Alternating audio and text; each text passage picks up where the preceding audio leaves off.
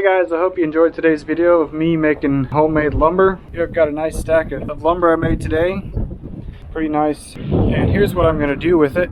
So I'm planning to build an addition on my sawmill shed. I'm going to be building an A-frame out this way with lean-tos coming off each side. It's going to make it a lot better for keeping everything dry in here.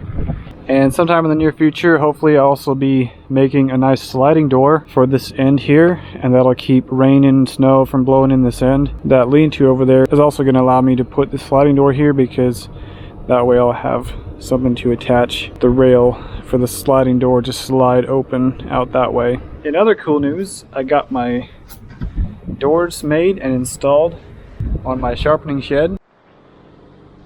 Check that out. Got the doors made and installed. I think it's looking great. Let me know what you guys think of the doors. It's pretty basic. I just used cedar and stained it, and then put a little bit of metal down there. So hopefully they're not quite as heavy.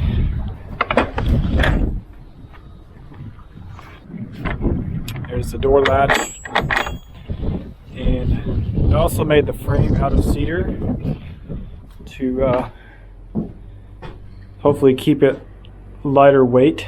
So basically just made a 2x4 frame with 2x4s like that to hold the boards and the metal, and then the 1x cedar trim on the outside. I just have this door lag bolted down, the top and the bottom, so that keeps this door in place. And if I do want to open it, all I got to do is take those lags loose.